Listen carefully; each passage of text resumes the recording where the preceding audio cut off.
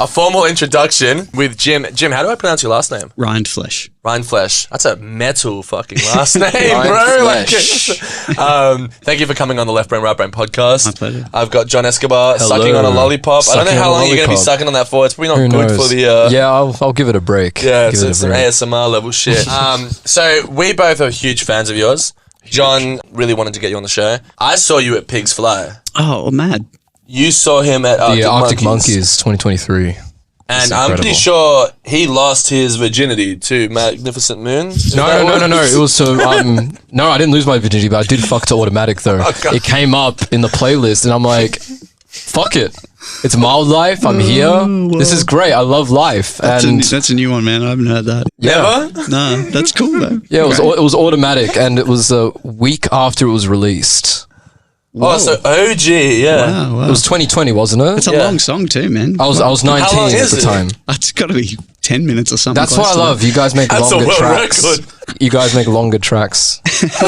Well, we can't really. We have a hard time writing short things because the way that we write is by jamming, and I'm sure you guys know jams can go for half an hour. So to cut that down to a song is a big process for us. It takes a long time. So you guys don't come in with like premeditated ideas first? No, we try, and we've been trying a little bit this time, but I don't know.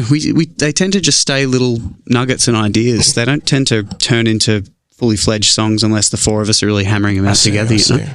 Really? Yeah. True. That's cool. So Majestic Moon, was that a jam piece? Oh, it's not Majestic Moon. It's Magnificent Moon. Oh, Magnificent Moon. I thought you were the fan, bro. I always get mixed up. Was Magnificent Moon a jam piece originally? Well, so Mag Moon was... they're all jams. Oh my! But that's Phase is just before I joined the band, so I helped record Phase. I see. But you can see the cover there. It's Jimmy the First. Yeah, and then you got Kevin there, does the vocals. Kevin down on the right. So you're Jimmy the Second. Jimmy the Second, yeah. Incredible. I didn't even fucking realize that. Yeah, we kind of look similar on that album cover. So I think I've gotten away with that. I see. That's awesome. Beautiful. And even the font on that record, like who did the classic Mildlife font? Yeah, this. Tom, our bass player, Tom's a really amazing graphic designer. Yeah. So he does all the design for all the merch and any design you see on merch or album covers, that's all Tom. It's one of the best type fonts I've probably ever seen. Because it's got like an Arabic vibe about it. He's no slouch. Tom's amazing. He's we're lucky to have him because he's always made us look, I think, bigger than we are, and it's a huge part of the style, really. Yep. Sometimes the art can really speak for itself. Like when you get a good design, like for my band, we've got a really good typeface that was designed by someone, and then an artwork that was designed by me. When we put them together, it just created that perfect feng shui of like the logo, and it just looks like a classic band. Doesn't matter how big your band is. Totally. It just looks like, very professional. Sometimes the design just marries well with the music, and I feel like that's the case here. Yeah. Oh, cool. We always talk about or Tom told me once about the pencil case test, that when, because when you're a kid or your desk, you always want to draw like Led Zeppelin logos and stuff on your pencil case. Yeah. And so the Mildlife logo hopefully is that. That's awesome. I did, when I was in uni, I did try and attempt to do, I did, and I fucking failed at that. It's a tough fucking thing to pick up. And I remember the lecturer said to me, it looks like as if a spider died and fell into ink and then got out the ink and dragged itself along the paper. And I was like, damn, that's an insult. That's pretty cool. Yeah, it's always the groovy bands that have the best long sleeves. I've noticed it's always the groovy bands. Yeah, like obviously, thank you for like the merch as well and for the CDs. Like very generous man. But the long sleeve one that you have for Mildlife is incredible. I mean, I always see like a lot of the jazz record labels have the best long sleeve shirts. Maybe it's just more real estate. I know Tom probably has a ball, or maybe it's hard for him, but it's just more places. You got it down the sleeve as well. Yeah, especially that typeface is like. Can really I see great. that? That's a hoodie. Oh, where's the long sleeve? No, there weren't any in I see. Oh, that looks beautiful. But we can't be greedy, John. Yeah, of course. This guy, he wants the world, It's really difficult. It's got like some Keith Haring in there. I love it. Yeah. I went on specifically your bio. Yep. Your link tree, which led me to your website. Yep. Which led me to your PDF. Yep. And you have one of the best PDFs in the fucking game. Can we just talk about that for a minute? Sure. Like, why is it so good? It's so detailed? Because Tom drew it for me. Really? Holy shit. Yeah. It pays to have friends who are very talented. Yeah. I wrote all the crap on it, but Tom designed it. So that's, It should be a book. I know. I mean, he can do anything. Yeah. Yeah. Yeah, he's so amazing. You've got your own quotes on it as well. Yeah. It's so sick. It's really good. You've got Mustangs on it? That's a Lexus. A Lexus? Yeah, It's not a Mustang? SC300. Fuck no. I swear I read the word Mustang on it. Maybe we got to double check. You got dyslexia or something. That's not how dyslexia fucking works. But that's all good. Never put an American car on a PDF of. Oh, thank God. Yeah. So, Come on, he has taste. He wouldn't put a Mustang on it. No. Not with a font like that, yeah. And in terms of, you were the producer for the first Mildlife record. No, I wasn't. Mildlife produces Mildlife. I'm just engineer. Right, so you were engineering that. Yep. How did you go from being engineer to drummer? Well, I knew Adzi through Adzi the guitarist. We went to the same uni. Right. So Adzi did improv at VCA, and then I did an honours year at VCA. Oh, wow. And we ended up playing in just an improv trio together and became mates. And then I think like the year, I don't remember the exact year, it had to have been like 2015 or something. And I had just bought my very first interface, and I was talking to Adzi. He's like, "Oh, my band are trying to record an album. Can you do it?" I'm like, "Yeah, sure." And then I was just like, literally bought 5 microphones or something, and that was one of the first things I ever recorded was Phase ever. Really? Yeah, I think it was the first actual project that wasn't just me testing mics out in my spare bedroom. So we were insane. That is insane. It was crazy, yeah. So me and my now wife and my sister at the time lived. And she's still my sister. My sister at the time. You've gotten too big. We lived in this shack in Blackburn, and it had a back room, and I just lined the walls with mattresses. Like I literally bought like 10 mattresses from Clark Rubber, and it made the room so small, so we fit the boys in there, and yeah. Wait, are you saying this legendary album was recorded in Blackburn? Yeah, man. Yeah, that is insane. And That's the house has been demolished. That's where I grew up. That's my childhood area. Oh, great. Yeah, Went to school there. Synergy, synchronicity. It is literally synchronicity. He's been reading a book about synchronicity, and I'm struggling to read the book, but I'm living the lifestyle. Brings it up all the time. Synchronicity is a hard thing to understand. So this was recorded in Blackburn. That's insane. Do you believe in synchronicity? Is it something you follow? I do. Yeah. Yeah. Well, I think if we're talking about the same thing. What are you talking about? Well, I was talking about Carl Jung's idea exactly, of synchronicity. that's what I'm talking about. Yeah. Yeah. On Synchronicity, the book. Yeah. Which I still haven't read more than 5 pages. So hard. Yeah, really dense read. But it is one of those things that when you kind of block out all the external noise and just kind of focus on certain things, you start to realize like not even coincidences, but coincidences are actually based off of other things too. Isn't that so weird? Like on the way here, I was like, I'm not going to listen to any music. So I've been mixing all morning. And I was like, I'm going to listen to this interview with Marie-Louise von France, who's one of his greatest students. Yeah. And she gives amazing, I've gone on about it before. There's like this 10-hour doc on her that's really good, but there's another 2 or 3 hour interview that's really good too. And I was listening to that on the way here, and it was just so happened in the 15 minutes between here and there that she was talking about synchronicity. True. Isn't that interesting? That's very synchronous. Yeah. Is that the word? Yeah. Synchronicity right there. Yeah. I mean, and we bought the book together when we were together. Yeah. Yeah. So it's all coming full circle. So some things are like, I've tried to speak about it with some of my music friends and bandmates, and depending on who it is, they'll either be like, fuck yeah, it's cool, or they'll be like fuck no, like they're not into it. Like people can have really strong opinions about this. Yeah. Because then people just say it's circumstantial, it's a coincidence. And I'm like, I don't believe in that. Yeah. I mean, I've certainly, I don't know if you've had like events that kind of maybe disproved it being circumstantial, like things that are just so, on the nose, you're just like, this couldn't possibly be luck. I've certainly had it happen recently. Sure. Ever since I've realized like, that was even a thing. Ever since you brought it up to me, I've been seeing it in my everyday life, and I always mention it, that's synchronicity right there. There is the thing about like, I always use Commodore. I don't know if that's an Australian car, so I think we'll be all right. But gets the pass from Jim. But like I have had a Commodore. It's kind of sitting out the front of Point Cook, like rusting at the moment. But every time you buy a car, when you buy your first car, you see that car everywhere. So it kind of feels like a similar thing, but there's more to it.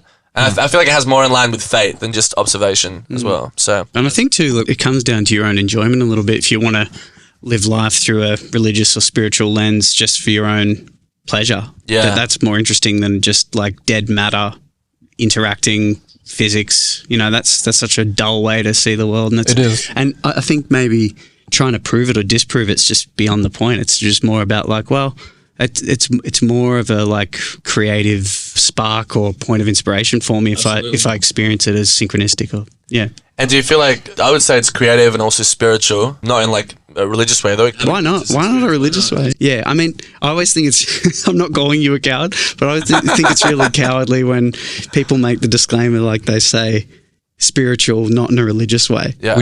Would you say you're religious? Yeah, I would say that.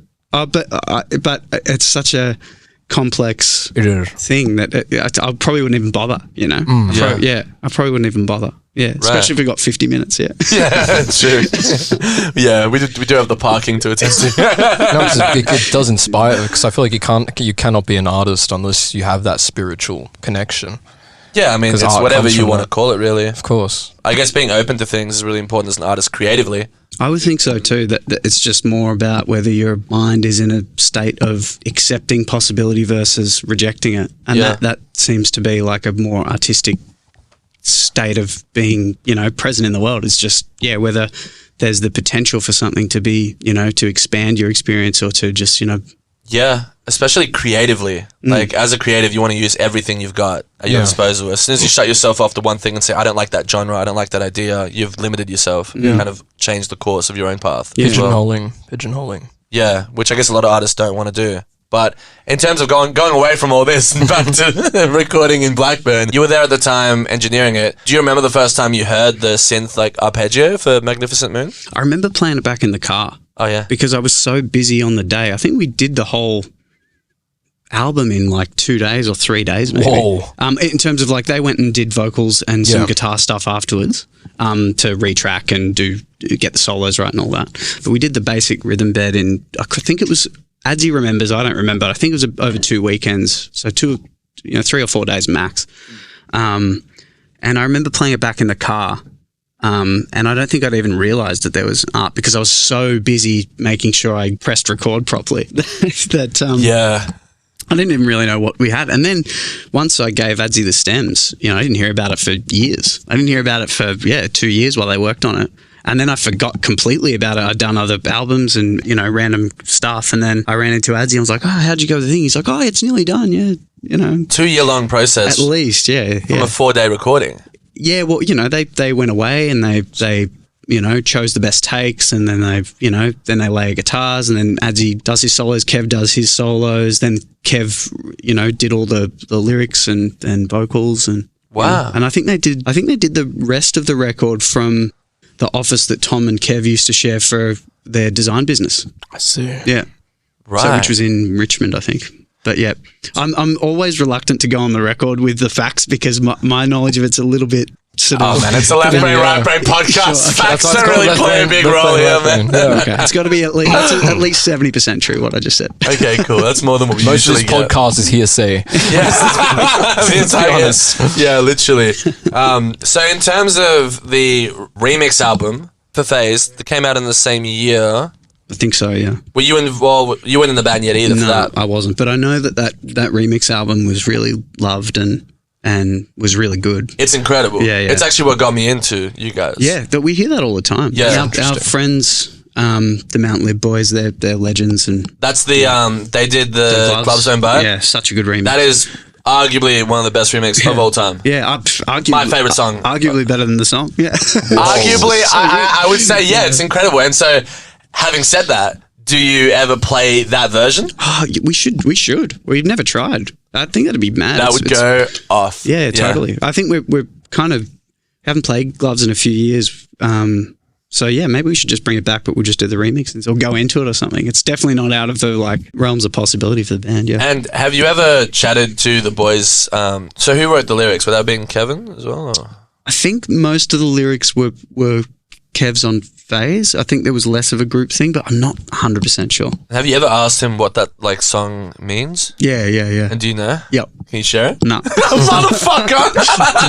Sorry, yeah. I think it's one of the best. I love unique lyrical songwriting. I love to put two things together that's never been put together. It's such a evocative sentence. Well, the gloves don't I think bite. that's the whole point, man. Like all the Mildlife lyrics, if they don't, they might mean something to us on the day or whatever, but or they might come from one thing. But I think we prefer to write in a reasonably interpretive way so that you can go off and have your own experience. If we wrote a song and it was about a specific breakup that one of us went through or something, that you might relate to it if you've been through a breakup. But I think choosing a level of language that's somewhat vague can, I guess it's just more interpretive, Well, you're giving them just enough. Yes, yeah. And that's the important part. It's just like there's certain levels of abstraction. I guess you can go to Pollock levels where you kind of see the canvas and it's like full interpretation, basically. Yeah. Or you can kind of guide them into the frame a little bit. And that's what I like to do as well. It's putting your imprint on the work as much as you can, but also giving them a chance to explore within the parameters as well. Enough ambiguity for interpretation. Yeah, and I think some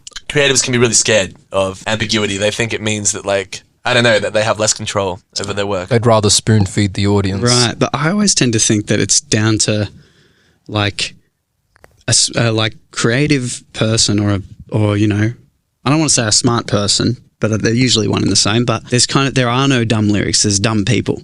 They're right. Sometimes, awesome, sometimes I could read a fucking instruction manual. Yeah. And if you have a creative brain, you'll figure out the web of this synth manual versus how it relates to this and that. It's just down to the person, I think. Well, again, being open enough to just like even make the most mundane thing really exciting. Yeah. I was driving here today, and I think I've written the best song ever about brake checking somebody. Oh, well, you shouldn't do that, but getting brake checked rather, And it's just like, to most people, that would just be a highway incident.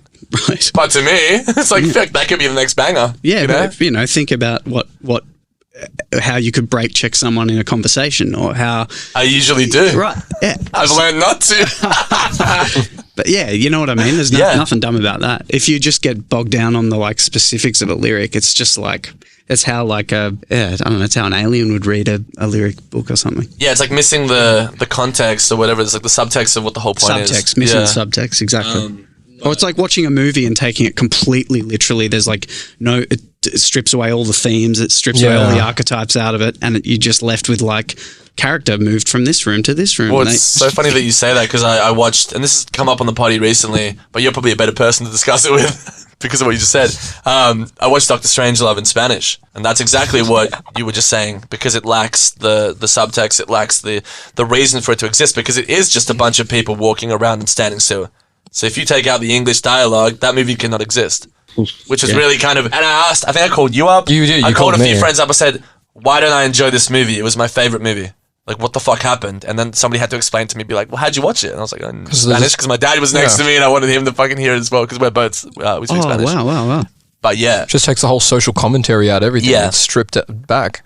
Obviously, I'm not going to ask you, what the most magnificent moon you've ever seen is, because that would... Oh boy, that would have been... wrong podcast, I think. That would have been awesome, though. Now, I wanted to get into this, because I don't really see live albums these days, and I appreciate a great live album.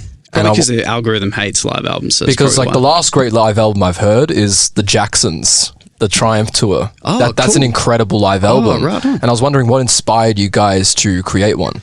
Well, it was actually, I think it was Will or Benny, one of our managers' ideas to do one, because they're such a, you're right, it is kind of an old thing. It's rare. To do, yeah.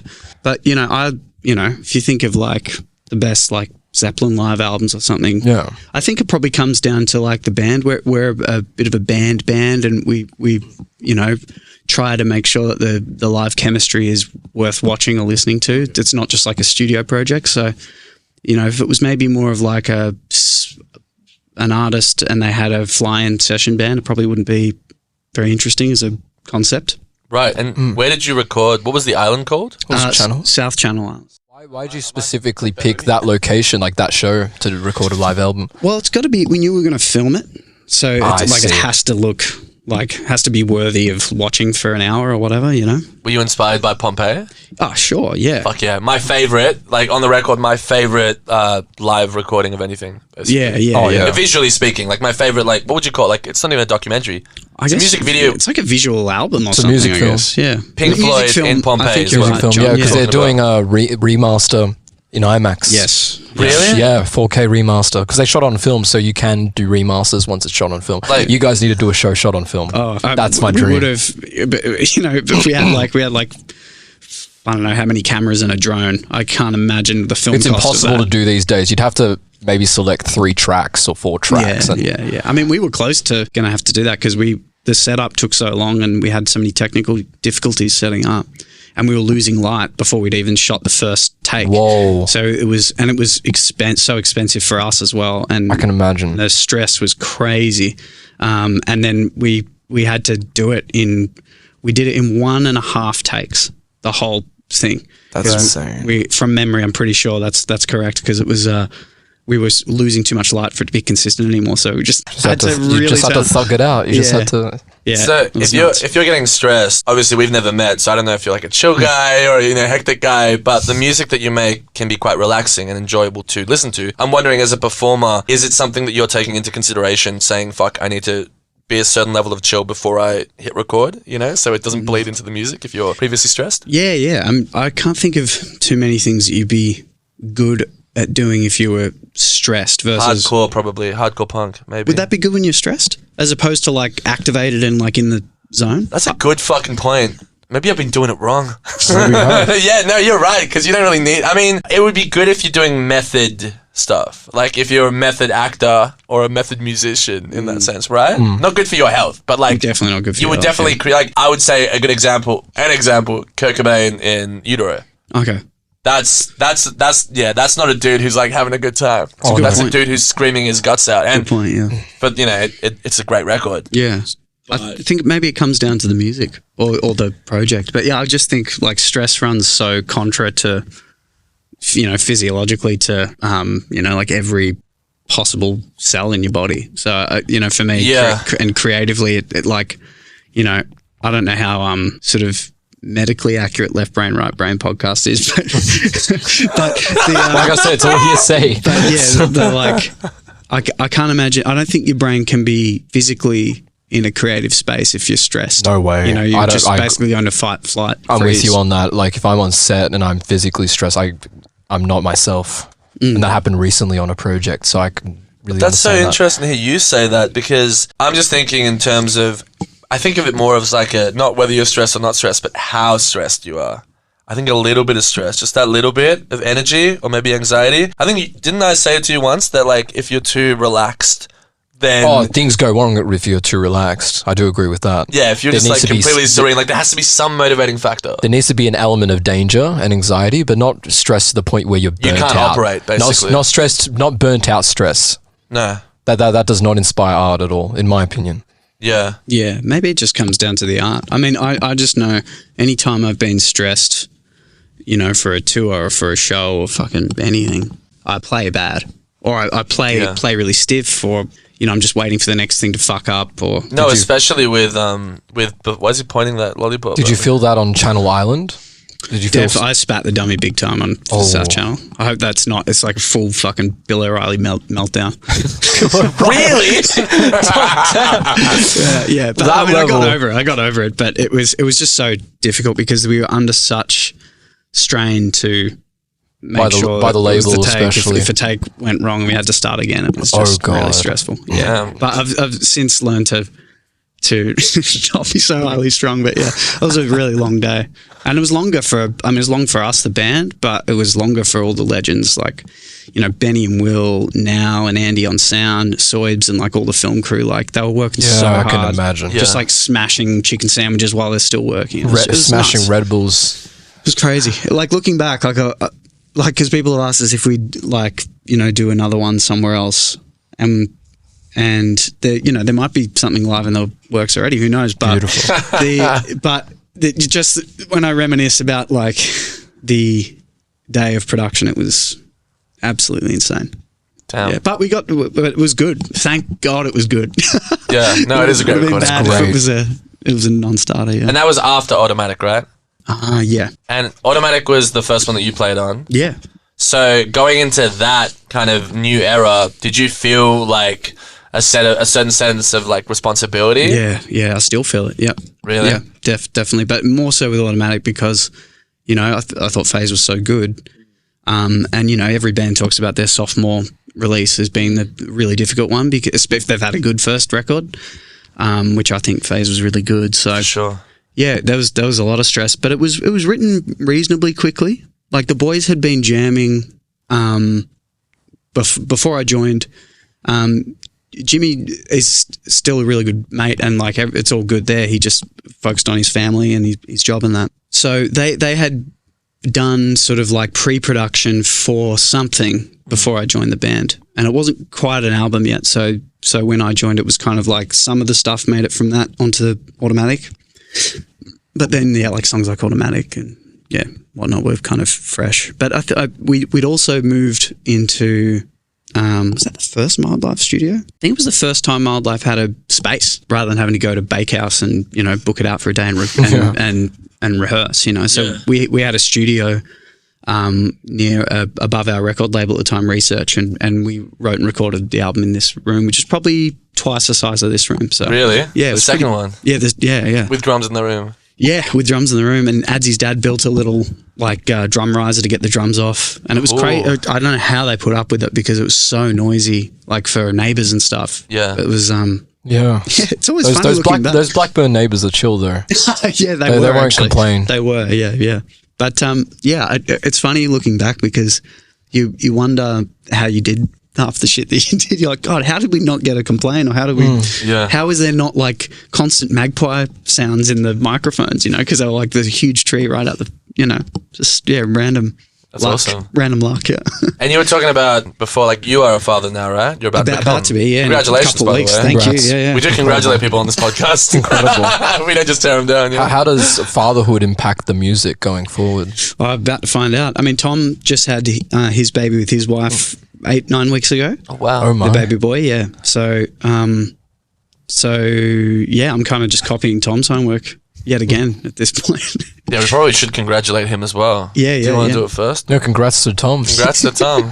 Come on the party. Yeah. He's doing well. We caught up with him this week. But yeah, I guess, we've been trying to write I mentioned that we usually jam in a big, group of 4. That's how we do it. It's how we write. But we've been trying to go into the studio separately or in little 2s or 3s just to, try things out for the last couple of months.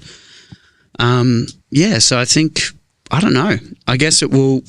Sometimes these things you don't really know how they affect something that you're working on until it's finished, and then and then years later, maybe I'm doing this pod again in 10 years, and we'll see retroactively how it affected it. But Yeah, 10 years, more like 10 days. Regular. So I guess our mates from King Giz, most of them have got kids. And we talk to them all the time. So, that's always been something for me. I'm like, you can absolutely do it. You just need to, you need to be clever about it. Did you guys score? Because I was thinking about we were talking about the King Giz, Hear My Eyes. Yeah, the Suspiria. Did you guys score Hear My Eyes as well? Or am I tripping? Me and Adsy nearly did, and then COVID happened. What film was it going to be? It was going to be the Safdie Brothers one, Good Time. Oh my fuck, God, dude. that would have been good. Yeah, was that advertised at a certain point? Because I swear to God, I heard that was a thing. Yeah, it was like Adsy and I had met the Hear My Eyes people and watched the movie at Thornbury, and then it was like a week later, COVID, and we were just like, what the fuck's going on in this world? And then it just fell apart. Will that ever be in the cards again? Because I feel like that would. I would love to see that, bro. That would be the most. That's such an interesting juxtaposition as well. It's an incredible juxtaposition. Yeah, it'd be pretty interesting. Because King Gizzard and Suspiria was an interesting juxtaposition. I may have not been a fan of it, but it was still interesting. Did they do the original or the remake? The original. Okay. The original. He's a big Suspiria fan though, so huge Dario Argento fan. And Goblin is like hard to beat. And Goblin is literally my favorite composers. One of my favorite bands. Yeah. And they strayed away completely from the Goblin soundtrack. Were you guys going to do that for a good time? Like completely stray away? I think there's no point otherwise. Yeah, that's cool. Like if we were going to, score Tron, and the first thing I did was make some like synth arpeggio. Yeah. You know, it would just be like, what is the point? I'm not Toma from Daft Punk. So yeah, I guess if we were going to do it, it probably would have been a little more organic sounding or something. But Beautiful. I don't know that we'll do it again. Maybe we will. Who knows? But scoring films is scoring it live too. It's such a huge undertaking. I think some people say yes to something like Hear My Eyes or a similar thing, and then realize what they're in for like halfway through the project, and they're like, oh my God, this is like 4 months work. Especially such iconic films like Good Time that has a cult following. Yeah. And people are paying these tickets to see this new interpretation. Totally. They have got big expectations. That's a tough thing too, because I don't love the movie either. So I was like, it was, and I mean, it's like objectively a good movie. Oh, objectively, it's a great film. But I just, it's kind of not why I watch movies. We were talking about stress before. It's like, oh yeah, it's like the most stressful movie I'm the ever same. made. I'll watch something dark, but I won't watch it if it stresses me. Yeah, I love it. Yeah. What are your cinema? Because I feel like your music is very cinematic. It's got a cinematic edge to it. What are your cinematic influences? What are your favorite filmmakers? I rewatched The Parent Trap recently. Oh, beautiful. There's no fucking way. I rewatched Notting Hill with Jamie, my wife. That's a fucking vibe though, yeah. Except do you remember the closing song? It's an Elvis Costello song in that movie. Which Costello? I don't really fuck with Elvis, but I love Elvis Costello. Yeah, it's one of the worst songs I've ever heard. Oh, I hope it's not the album. Is Notting Hill the one with the boombox? Nah, it ends with I don't want to spoil the ending to Notting Hill, but the Why? It's with I forgot the guy's name. Who fucking listens to this podcast? I forgot the guy's name. He's in Love Actually. It's that actor. Ashton Kutcher. No, from Love Actually, the British comedy, the Christmas British romantic comedy. Fucking not Hugh Grant. Yeah, Hugh Grant's in Notting Hill. Is he not? How old are you again, John? I'm 23. Oh shit, man! Sorry. I'm 29, so I'm closer, but Just think I was older. Well, it just makes sense. I just the fact that you had to think about who. Yeah. But like, so you would say that I don't think we got an answer. Happy Gilmore 2. I'm looking forword to that. I'm excited for that. I am excited for that. See what Shooter McGavin's been up to. No, I'm not. I really like. What do I like? What's my favorite movie ever? Or filmmakers I in general. I like how respectful. I like when movies like respect the attention span of the audience massively.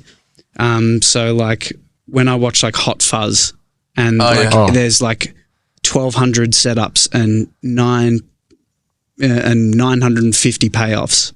I like those. I like that ratio. It's like this. It's really, really like fastidious and very like. It's just so accurate or something. So I really, really like that. Third act's not the best, but I really dig that attention to detail. And I like Fincher and of course, yeah. You know, like gothic horror and stuff. Who doesn't like all that stuff? But like, I was talking to my mate Lee actually about how ugly films look now. Like they haven't looked good for. We know why. You've opened up You opened up a can of worms. He's a film guy, like an actual because film. They don't shoot on film; they shoot digitally. Oh, for sure. Yeah, that's definitely one of the main factors. Like the color grading's so fucking ugly. Yeah. Every film looks brown. Looks like shot on a red like camera. Mud. Looks like shit. Don't. So, yeah, that's why all of my work is shot on film. I really like this. There's a camera that Sony put out in the late 80s. The HDVS cameras. Oh yeah, and they're like a tube. They're still like analog, and they shoot to tape. Yeah.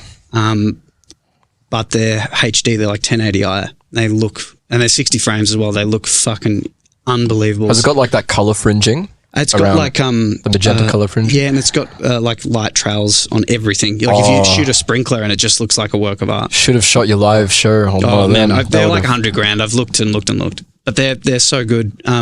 Like if you jump on like, I'm sure you follow like Really Interesting on YouTube and like all of his like HDVS footage, I just like save it all into a playlist for inspo because just everything like an infomercial looks more beautiful than a like $50 million like straight to Netflix movie. I know. It's crazy. I was gonna say I watched the movie yesterday. I fell asleep halfway through, not because it was shit, because it's actually a great movie. They Cloned Tyrone on Netflix. Really great soundtrack movie. Soundtrack to the movie as well. I can't really recommend it because I fell asleep 50 minutes. I feel like that's a significant amount of time not watching the movie. But I did notice that there's like movies now, especially Netflix movies, they're kind of about the vibe and how good the acting is, and it's not so much about how the shot looks. It's more about the atmosphere and the general suggestion of what the movie could be. There's shots in this, like even like crane shots, where whether it's because of CGI or budget or whatever, you go, well, why didn't you just pull out just a little bit more and get that classic 80s, 70s kind of look? It's style over substance. Yeah, and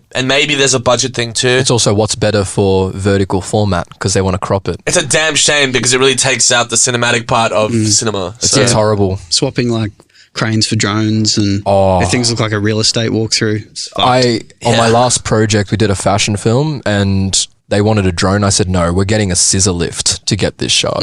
And yeah, it eats into the budget, but at the end of the day, you got a authentic shot. And I feel like it's the same with music. Would you rather use analog synths or a MIDI to get that sound? Well, I think that's what I want to ask. Yeah, well, I mean, I think it all depends on the ear or the eye of the producer or director or whatever. Like Mindhunter still looks really good. But that's because David Fincher does like fucking 80 takes for a like B-story plot scene, you know? Yeah. So I think it's more about how detail-oriented the visionary behind whatever the project is. You know, the film is great. Film's like having like a nice preamp or something. Yeah. Obviously, that is gonna sound better, but like I would much rather the mix of my album in the hands of someone with great ears than great gear.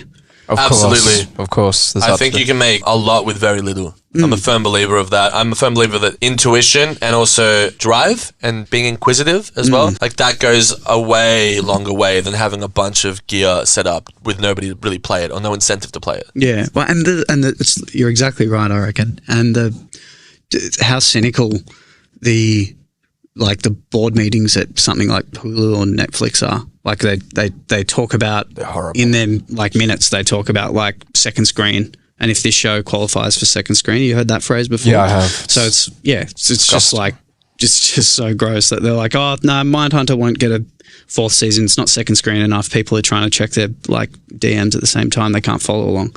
And it's nuts. If the film doesn't pass, they write it off as a tax write-off. Sometimes they can have a completely finished film and they don't release it at all. They shelve it and have it as a tax write-off. Oh, yeah. That's been a trend lately. That's been a trend forever.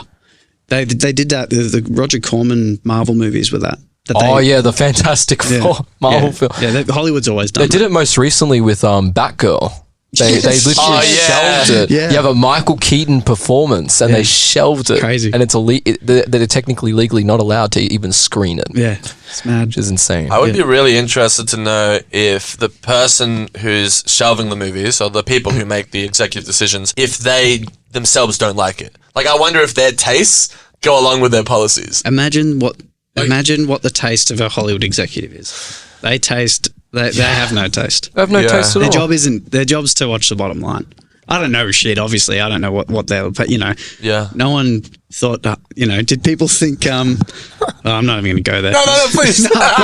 Well, okay, at least what were you going to reference? No. I mean, I was thinking, it jumped into my head that there was like a patent that Panasonic or Sony had that they'd filed a patent on, which was like a tech that in order to skip an ad on your Bravia, I think it was Sony. In order to skip an ad that was on your Bravia, you had to get up and say the name of. You had to get up off your seat and say like, it's horrible. McDonald's. Yeah, I've heard this.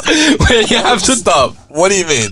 It was a technology that they patented. They obviously R&D'd it. It didn't go anywhere. But instead of there being like a skippable ad, or just the ad to run out, in order for the ad to. You have to perform you had to like acknowledge the ad verbally and also motion track you through your router or something, and you'd stand up and do a T-pose. And I've seen the patent files. I've seen like the drawing there. This is really, that's just like that is happening now for all time. We just never hear about that because they fail in R&D. Yeah. No, I know the very brave new world very Brave New World kind of dystopia. I was speaking to a band, a Dutch band yesterday about just like the algorithm and how it's changing the way we express ourselves and the boundaries with which we have. Like the parameters have now changed because we don't want to do a certain kind of action because we can't do it because it won't get out there. Like we already know that, so now we're modifying our art from that to, you know, T-posing for Macca's. That's insane. Yeah, it's pretty grim. Like I feel like creatives, obviously with, you know, AI and with all that bullshit that's happening, there's other jobs that are being, you know, that are at stake from, I guess all jobs are at risk from being replaced by a machine. Creatives are kind of, because we're already struggling in general, creatives are already at the forefront of that. So I feel like creatives are watching all this shit happen before it kind of gets to your accountant or your lawyer. We experience it. We're the testing ground for these, But I think too that the being a musician, if you've chosen this way of life, if you've chosen the sword, sword in the stone. You're so used to being adaptable anyway. Like you're not used to stability. You're used to shit changing every 5 minutes. Right. Yeah. And so like, if it was nothing on accountants, but maybe their work is less dynamic in that way, and so, you know, as change would really rock their foundation. Whereas for us, it's like, oh yeah, what's this thing? Oh, Udio. Okay, all right. What do I have to do now? Oh, yep. You're right. You have to adapt to it. There's always changing technologies. You're right. There's an adaptability that creatives have in our fields, because our career paths are like. I always love the Captain Beefheart song "Zigzag Wanderer" because I think that describes my life, and it's about a person who zigzags around. And an accountant. Not that we're dissing on accountants. I'd love to have one on the show. Like when this comes out, if you listen to this, like come down. Yeah, actually, true. Your family as well. Yeah, but I don't have an accountant though. I do all my own stunts myself. But always stunts. Tom Cruise. An accountant or a lawyer or certain courses that you can study that are non-creative, you can kind of go from A to B to C to D. It's all mapped out. It's formulative. Almost up until the point where you die, there is a structure for you to follow. And you can't really rebel against the structure because it's illegal. But if you're a creative, you don't have a structure, and there are false structures or templates, but even your tutor or lecturer cannot guarantee you a job from your bachelor or your course. So that's why we have that, you know. I don't know if it's necessarily that creatives are naturally adaptable. I actually think, and we're going into conspiracy here, they were made to become adaptable through having to adapt to a very unstable environment from the get-go. Yeah. From the moment you choose to be this thing, you know that there's going to be a struggle there. Of course. Well, I think if you're a creative person and the first step to writing a song was all laid out for you, and you had to follow form S0934 section B to write a chorus and a verse, you're probably someone who's kind of creatively or musically minded wouldn't be very attracted to that process anyway. So there is a beauty in the challenge too. Yeah. Well, that limitation, like you talked about limitation before, and like there's no creation without limitation. Like as soon as you can do everything, you just do nothing. That's my experience anyway. Yeah. It's only when I get like one of my bits of gear breaks or, you know, whatever, I left something else at the studio and I'm working at home or whatever, suddenly there's like less to play with and then something comes from it. And that's when those magic moments happen. Absolutely. It always happens. I wrote this album that I'm working on with my band, which is a sophomore album. I wrote most of it on my laptop. On Ableton, but not with any plugins or anything, just stock shit with whatever shit I had in YouTube in motel rooms. Awesome. While I was getting my heart, you know, thrashed basically. And it's like, awesome. It is some of the coolest shit I've ever written because I've set the parameter. It comes up a lot actually on this podcast. I think it's also a Rick Rubin technique. I'm sure it's one of Brian Eno's techniques as well, of just like, the less you have, the better it is. Not the better it is, but the more. It's just easier. It's just easier to be focused on what you're doing if you have less to think about. Less distractions. It's a concept record in itself. Just the idea of having less is more. I've always operated under having fuck all. Every now and then, my dad might help me. Shout out to my dad. Like, you know, it took us 4 years to pay off a Nord Lead 4. You know, that thing isn't even played on this fucking record. You know what I mean? Instead, some stock sound that can be manipulated into a way that feels organic to me is now on the record. And it feels great and it feels natural. I really believe this to my core that a song, like, if it has a soul, if it has a reason of being, if your intuition is strong enough that you can, like, create something with that, it doesn't matter how bad it sounded, people would still recognize the merit. Like, true artists would recognize the merit of your song. It doesn't even have to be produced properly at all. Happens a lot when you show demos to people. They know that it shouldn't sound like that, but they know that there's something there. Yeah, a lot of pressure as a producer to receive good demos because you have to beat them. and that's so hard to beat a good demo where it was written in a specific, time of the artist's life or whatever, and you really have to either go back to that place and expand it, or sometimes it's impossible to recreate. Because I was listening to Prince released a demo album called Prince Piano and Microphone. I don't know if you've heard it, and the demos on that sometimes beat the actual studio tracks. And they're my go-to versions of those tracks. So, it's the energy. It's actually the acoustics of the room with your mood, with your inflection. I wrote a song about it's not called Fuck Air Europa anymore, but if you ever flown Air Europa Airlines, it's like the Tiger Airlines of Europe. Okay. And I've written a song about that, and it was in Prague when I wrote it, into my interface with my laptop. No gear, no instruments actually for most of this record initially. And my mate was sleeping in the room on like the bed next to me, so I had to be quiet. But that quiet delivery stayed in the final recording. Oh, cool. You will never get that room, those 5 or 4 corners of that room with my voice in that state to create this product. Yeah, totally, This state of being, which is now captured on a recording forever. Yep. Which is beautiful. Going into the third act of this podcast and the 4th release, but the 3rd album. Yeah. Right? Going into this album, what was like things that you were thinking about that you wanted to do that you hadn't been able to do before? We talked about and again, I don't want to speak for the whole band because everyone's got their own idea, obviously, of what it takes to make a second and third record. But my sense with Automatic was that we should not do the same thing as Phase, because then we'll never be able to not do that. Right. You'll always just be recreating the first record forever. You'll always be in the shadow. Yeah.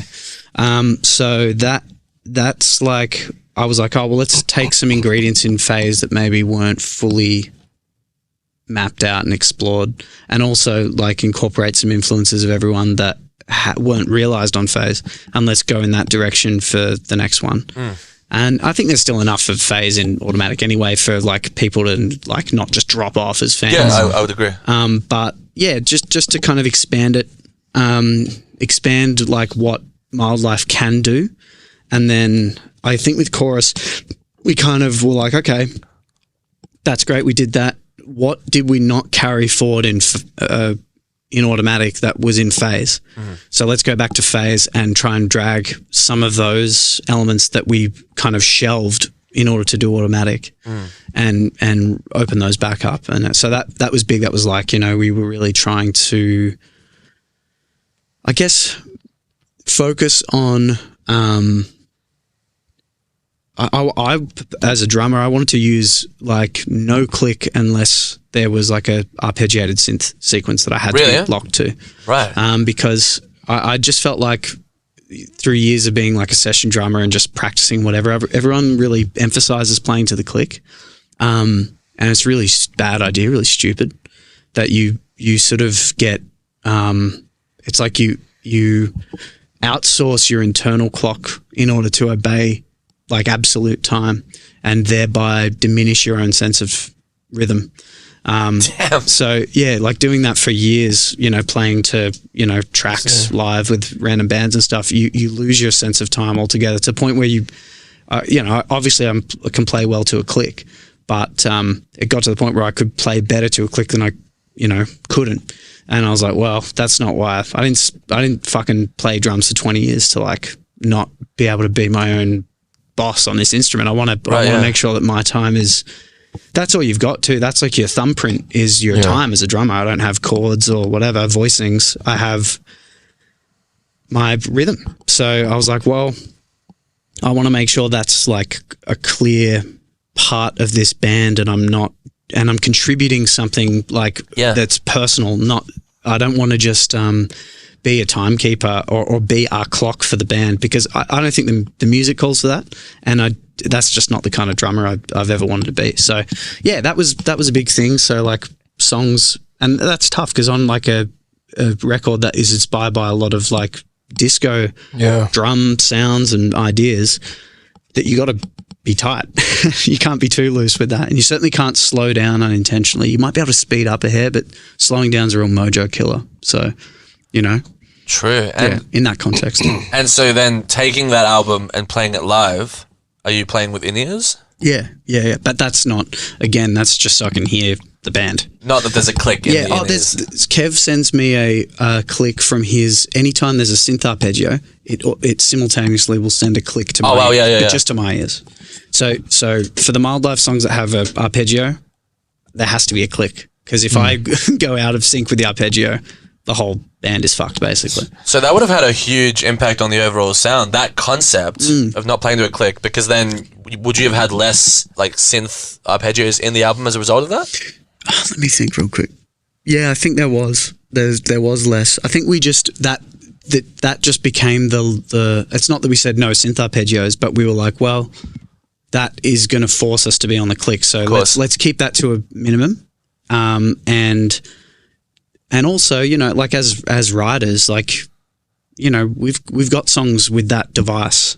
If all we do is that, then it's just the crowd is just waiting for the next arpeggio to go, okay, I know this song, and it's just you bore yourself after a while compositionally. So, you know, we really tried to go to some earlier influences that we hadn't, you know, fully explored. And we'd also moved studios again for chorus, and we've moved again since then for what we're working on at the moment. So each album's kind of been its own space, which I think has been good, because that shake up, you know, you have to unplug all your gear and drag. We've got a console, it's massive, and it takes like 5 of us to lift it. So having to like move house all the time like that for an album, the album takes on its own kind of, I don't know, story arc or something. It's just different, and you're not going to be going, oh, we got a better sound, you know, in this room last time. Why isn't it working? It's just you accept whatever the new environment is, and it tends to you just roll with it, I guess. That's cool. I love how it takes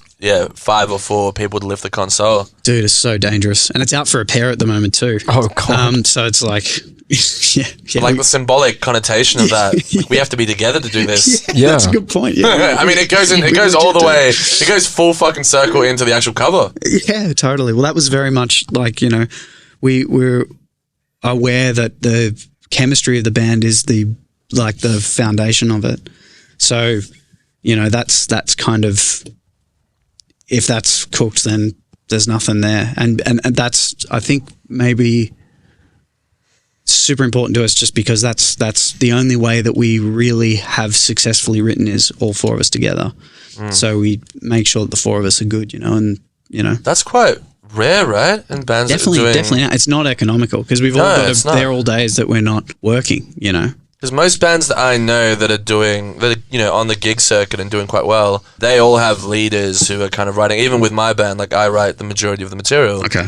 And I'd love to be in a project like Mildlife. It just hasn't really worked out that way. So the fact that you got into a situation where that chemistry was there almost from the get-go, right? And you could argue from the get-go, because you were, you know, engineering it. Yeah, I guess so. Yeah. I think it just mainly came down to humor. You know, like if you're in the room and jokes are just going over people's heads, and, you know.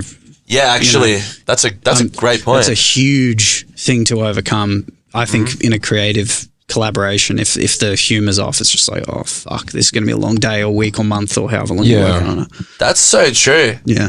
I've been recording with a friend of ours, 2 friends of ours, a R&B record. I've never done R&B, I always do punk. And humor is such a big part of it. It is. Because when you're laughing your ass off and you're relaxed and you just kind of put ideas together and you're laughing again, it's such a great experience. And I think it is part of the product that you're putting out in the end. Yeah. And people know. It's important to be serious, but getting rid of that wall, because I feel the same with my film crew. If I didn't share the same humor and those same aspects, it would be long days on set. We'd hate each other, and the work would come out horribly. Yeah. So it's like a little family in that way. Yeah.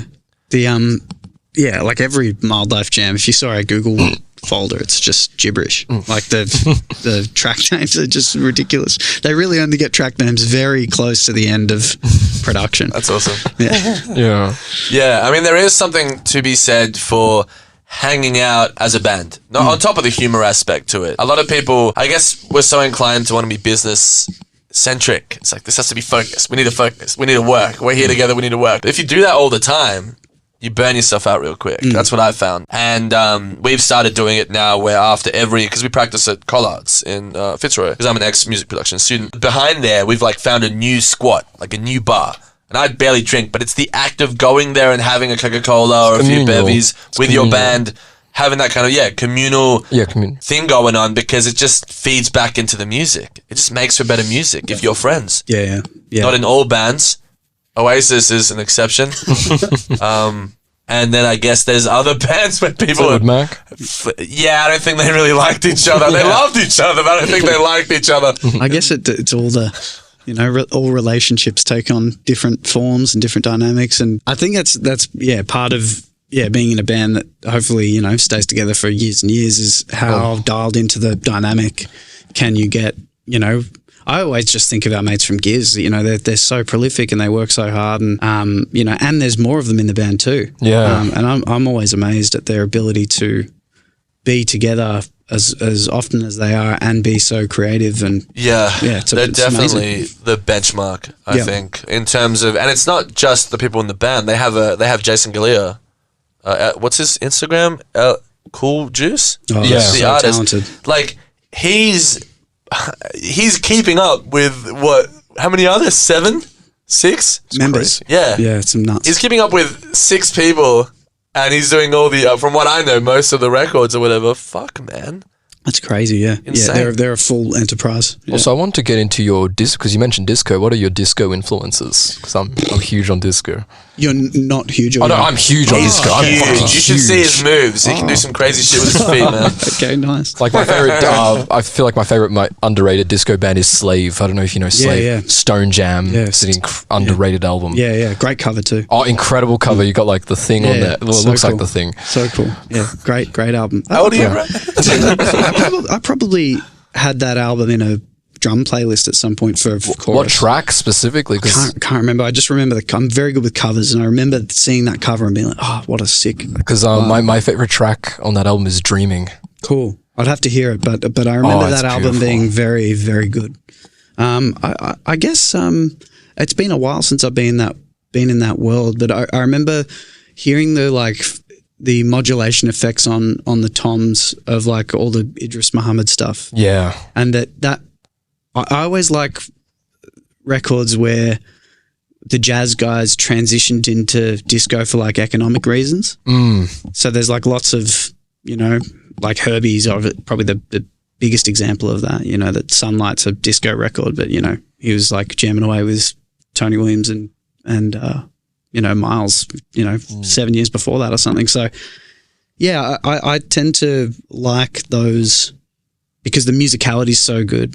And those records harmonically can kind of go anywhere, and it's the restraint that those guys show in a more disco format that's kind of impressive to me. But I remember hearing "If Heaven Could Ever Be Like This." Is that the name of the Idris Muhammad? Yeah, that's a great track. The drum modulation on that in particular, I was like, oh, these toms are it's my quest to make my toms sound half as good as that. So there's like heaps.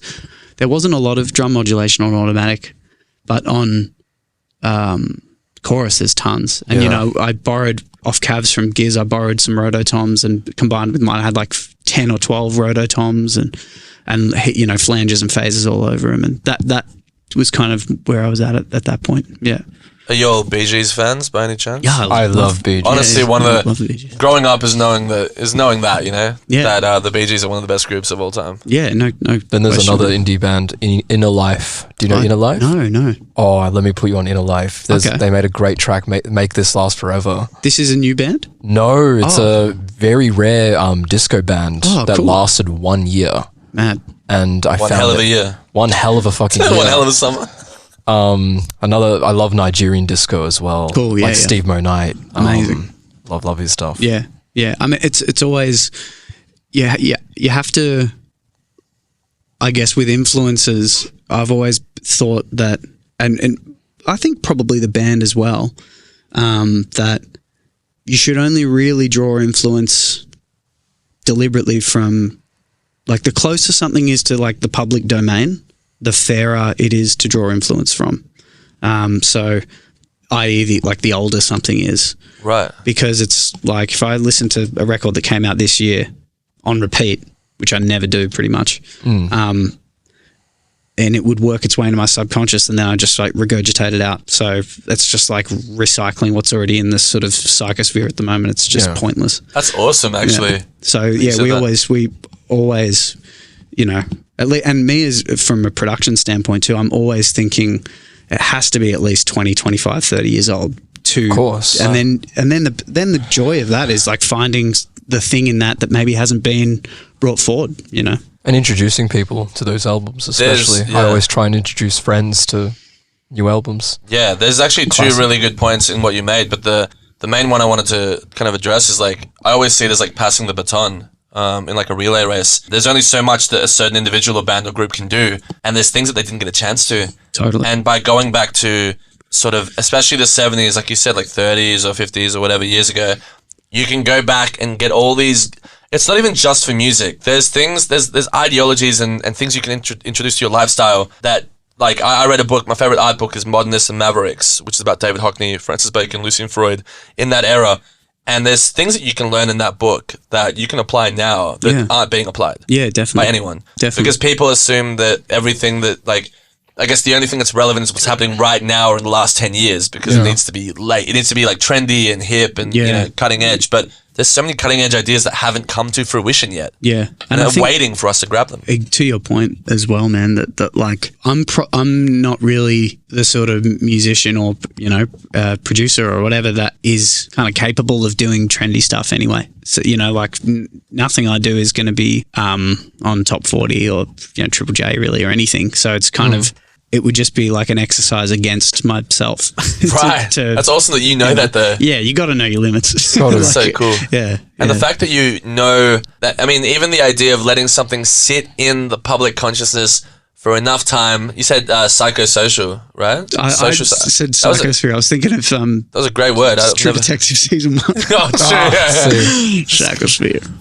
But yeah, it's had enough time to sit and kind of what's the right word? I like it that the idea that it's no longer there. It's just sort of it's evaporated, or the dust has settled on that idea because people are focused on like what Sabrina Carpenter's doing right now. Sick, yeah. And then like they're not touching this really ugly quote unquote thing from the mid 80s because it's what's this gated reverb? That's a great point. Do you know what I mean? And that's where all the gold is. So you got to always go back and dig it up. You got to go to the aesthetically ugliest point in the past that is the ugliest where we are now in the culture, and that's where the next thing is. That might be one of the best points I've ever heard on this party. We've done 50 episodes, so you can sometimes that's such a good point. And you could bring it back into the public consciousness and bring back that genre. But bring it back in a way that, I mean, you're infusing yourself with it. Yeah. So now it's a whole new thing too. Yeah, hopefully. I'm tend to be a little too I have to always go, hang on, that's a bit close,